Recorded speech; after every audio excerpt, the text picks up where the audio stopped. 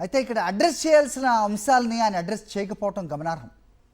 ఒక 5 సంవత్సరాల క్రితం భారతదేశంలో ఎయిర్ ట్రావెలర్స్ అంటే విమానయానంలో ప్రయాణించే వాళ్ళు 14 కోట్ల మంది, కానీ ప్రస్తుతం అది 40 కోట్లు.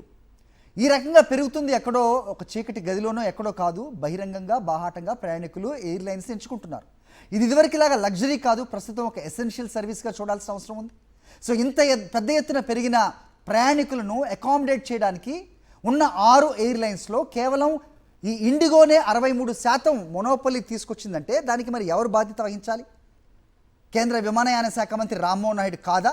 మరి దానికి ఏమన్నా చర్యలు ఉంటున్నాయా? దానికి సమాంతరంగా మిగతా ఎయిర్లైన్స్ ఏమన్నా ఎంకరేజ్ చేస్తున్నారా? ప్రస్తుతం డీజీసీఏ నిబంధనలను, ఎఫ్డిటిఎల్ నిబంధనలను మినహాయించటం ఎవరిని తప్పుపట్టాల్సిన అవసరం ఉంది? ఈ అంశాలని కూడా ఆయన మాట్లాడకుండా కేవలం దిద్దుబాటు చర్యలు తీసుకుంటున్నారు, వాళ్ళని అకౌంటబుల్ చేస్తారు అంటే సరిపోతుందా అనేది విపక్షాల వాదనగా చూస్తున్నాం. రామ్మోహన్ నాయుడు ప్రకటనపై లోక్సభలో విపక్షాలు తీవ్ర అసంతృప్తి వ్యక్తం చేశాయి. ఆయన వివరణతో క్లారిటీ లేదంటూ ఆ వివరణలో నినాదాలు చేశారు. కేంద్రం పౌర విమానయాన శాఖకు వ్యతిరేకంగా నిరసన చేపట్టిన విపక్షాలు సభ నుంచి వాకౌట్ చేశాయి. రైట్, ఇదే అంశంపై అప్డేట్స్ మా కరెస్పాండెంట్ వెంకటేష్ అడిగి తెలుసుకుందాం. వెంకటేష్ చెప్పండి. సో మళ్ళీ సాధారణ స్థాయికి చేరుకోబోతున్నాయి అంటూ ఆయన మంత్రి అయితే ప్రకటన చేశారు, కానీ విపక్షాలు దీనికి ససేమిరా అన్న నేపథ్యంలో వాకౌట్ కూడా చేసిన పరిస్థితి కనిపిస్తోంది. మరోవైపు జాతీయ మీడియాను సైతం తెలుగుదేశం పార్టీ బాయ్కాట్ చేసిన అంశాలు కూడా మనం చూస్తున్నాం. మొత్తానికి ఎప్పటికెల్లా సాధారణ స్థితికి చేరుకుంటుంది. సో ఇండిగోపై చర్యలు ఏమైనా ఉంటాయా? షోకాజ్ నోటీస్కి డిపెండ్ అయి ఉంటాయంటున్నారు. ఇంతవరకు ఏదైనా స్ట్రింజెంట్ యాక్షన్ తీసుకునే దిశగా అయితే అనౌన్స్మెంట్ కూడా లేదు. ఎలా చూడాలి? అప్డేట్స్ ఏంటి?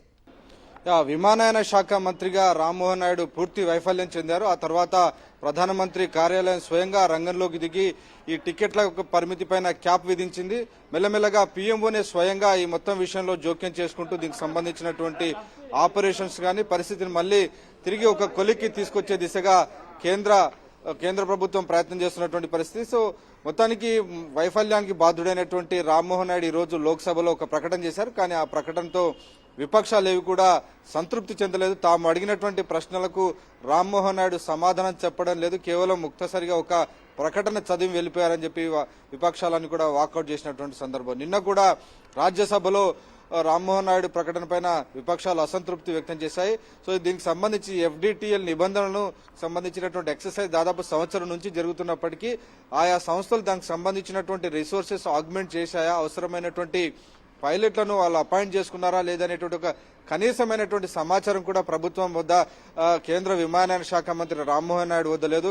తాము ఇన్స్ట్రక్షన్స్ ఇచ్చామని పదే చెప్తున్నారు తప్ప అవి అమల్లోకి వచ్చాయా, దానికి సంబంధించినటువంటి అపాయింట్మెంట్స్, పైలట్స్ ను అపాయింట్ చేసుకున్నారా, క్రూ సిబ్బందిని అపాయింట్ చేసుకున్నారా అనే విషయంలో మాత్రం కేంద్ర విమానయాన శాఖ మంత్రి వద్ద ఎలాంటి సమాధానం లేదు. దాంతో ఆయన నేరుగా ఇప్పటి వరకు ఒక ఓపెన్ ప్రెస్ కాన్ఫరెన్స్ పెట్టలేదు. కేవలం తనకు నచ్చినటువంటి కొన్ని మీడియా ఛానల్స్ పిలిచి మాట్లాడడం తప్ప ఓపెన్ ప్రెస్ కాన్ఫరెన్స్ లో ఓపెన్ గా జవాబులు తీసుకోవట్లేదు.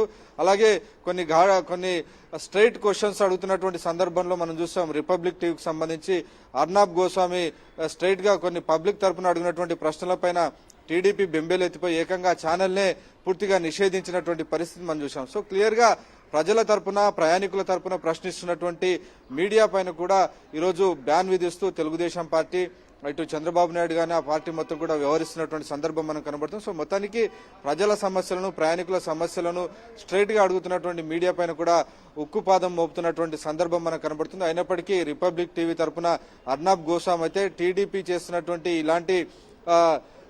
ఇలాంటి కార్యక్రమాల వల్ల తాను ఇంకా మరిన్ని కఠినమైనటువంటి ప్రశ్నలు అడుగుతాను, దీనివల్ల జీరో ఇంపాక్ట్ ఉంటుందని కూడా రిపబ్లిక్ టీకి సంబంధించినటువంటి అర్నాబ్ గోస్వామి ప్రకటించినటువంటి పరిస్థితి మనం చూసాం. ఈ రోజు జరిగినటువంటి ఎన్డీఏ పార్లమెంటరీ పార్టీ సమావేశంలో కూడా ప్రధానమంత్రి నరేంద్ర మోడీ కూడా కొంత అసంతృప్తి వ్యక్తం చేశారు. నిబంధనలు అనేటివి ప్రజలకు సౌలభ్యం కలిగించేలా ఉండాలి, కానీ ప్రజల్ని వేధించేలా ఉండొద్దని కూడా ఆయన స్వయంగా ఈ రోజు కామెంట్స్ చేశారు. బట్ ఇక్కడ ఎఫ్టిడిఎల్ నిబంధనలు అనేవి ప్రయాణికుల సేఫ్టీకి, సెక్యూరిటీకి, ఫ్లైట్ మెయింటెనెన్స్కి సంబంధించింది కదా. సో ఆ నిబంధనలు అయితే ఖచ్చితంగా ఇండిగో కూడా పాటించాల్సిన అవసరం ఉంటుంది కదా Venkatesh. And the second thing, 5% కోత ఏదైతే ఉందో ఈ ట్రిప్స్లో దాన్ని అమలు చేయాలంటూ డీజీసీఏ చెప్పింది. సో దానివల్ల పెద్ద ఒరిగేదే ఉంటుంది, సో ఇండిగోకి నష్టమే ఉంటుంది. ప్రతి సీజన్లో కూడా ప్రతి ఎయిర్లైన్ కూడా ఎన్ని సర్వీసులు నడుపుతాం అనేది ఒక నోటిఫై చేస్తుంది డీజీసీఏకి. ఇది దాదాపు 975 సర్వీసులను అదనంగా వాళ్ళు నోటిఫై చేశారు. ఇప్పుడు దాంట్లో 5% తగినంత మాత్రాన వాళ్ళకి పెద్దగా చేకూరే నష్టమే ఉంది ఇండిగోకి. డెఫినెట్ గా ఇండిగో వ్యవహార శైలిపైన పూర్తిగా కేంద్ర ప్రభుత్వము ఇంటర్నల్ ఎంక్వైరీకి ఆదేశించింది. ఎంక్వైరీ జరుగుతుంది. నిజానికి డీజీసీలోనే తన మనుషులను చొప్పించి తనకు అనుకూలంగా నిబంధనలు మార్చుకోవడం, తనకు నచ్చినటువంటి రూట్లలో తనకు మాత్రమే పర్మిషన్ ఇప్పించుకొని మిగిలినటువంటి సంస్థలను రాకుండా చర్యలు తీసుకోవడం, ఇలాంటి లాబింగ్ పనులు పెద్ద ఎత్తున ఇండిగో చేస్తుందనేటువంటిది గుర్తించింది కేంద్ర ప్రభుత్వం. సో ఆ నేపథ్యంలోనే ఈరోజు 5% కట్ విధించారు. సో ఆ రిడక్షన్స్ కూడా చేస్తున్నటువంటి పరిస్థితి. సో మెల్లమెల్లగా ఇతర ప్లేయర్స్ ను కూడా ఎంకరేజ్ చేసే దిశగా కేంద్ర ప్రభుత్వం ప్రయత్నాలు మొదలుపెట్టింది. ఎందుకంటే ఈ మోనోపాలి కారణంగా దాదాపు 65% ఆపరేషన్స్ ఇండిగో నిర్వహిస్తున్నటువంటి కారణంగా కంప్లీట్ గా వారు చెప్పిందే వేదం అన్నటువంటి తరహాలో ప్రభుత్వం కూడా చేతులెత్తేయాల్సినటువంటి పరిస్థితి ఏర్పడింది. ఆ రకంగా ఎఫ్డిటిఎల్ నిబంధనలు కూడా తాత్కాలికంగా ఫిబ్రవరి వరకు కూడా ఇండిగోకు మినహాయింపు ఇచ్చినటువంటి పరిస్థితి మనం చూసాం. సో మొత్తానికి ప్రస్తుతానికి తాము ప్రయాణికుల పాయింట్ ఆఫ్ వ్యూలో చూస్తున్నాం. సో ప్రయాణికులకు ఇప్పుడు హాలిడే సీజన్ రాబోతుంది, క్రిస్మస్ రాబోతుంది, సో పండుగలు రాబోతున్నాయి కాబట్టి ఈ సందర్భంగా ప్రయాణికులు ఎక్కువ ప్రయాణాలు ఉంటాయి కాబట్టి కొంత మినహాయింపు ఇచ్చాం. ఇది కేవలం ఫిబ్రవరి వరకు మాత్రమే. ఈలోగా ఇతర సంస్థలను కూడా కొంత వారికి ఎంకరేజ్ చేసి ఎయిర్ ఇండియా గానీ, ఇతర ఆకాశ ఎయిర్ గానీ ఇతర సంస్థలను వాటిని ఎంకరేజ్ చేస్తామని కేంద్ర ప్రభుత్వం చెబుతుంది. సో ఆచరణలో ఏ మేరకు వస్తుందని మనం చూడాల్సి ఉంది. మొత్తానికైతే ఇండిగో వ్యవహారం నేపథ్యంలో మాత్రం కేంద్ర ప్రభుత్వం చాలా సీరియస్ గా ప్రస్తుతానికైతే దీనిపైన ఒక ఉన్నత స్థాయి దర్యాప్తు జరుగుతోంది. అలాగే పెనాల్టీ విధించేటువంటి అవకాశం ఉంది. అలాగే ఇండిగో అనుసరిస్తున్నటువంటి ఈ విధానాల నేపథ్యంలో క్లోజ్ గా మానిటర్ చేసేందుకు స్వయంగా మినిస్ట్రీ ఆఫ్ సివిలియేషన్ అధికారులను కూడా ఢిల్లీ ఎయిర్పోర్ట్ లో కానీ మిగిలినటువంటి ఎయిర్పోర్ట్ లో స్వయంగా కూర్చొని మీరు మానిటర్ చేయమని కూడా కేంద్ర ప్రభుత్వం ఆదేశాలు ఇచ్చింది.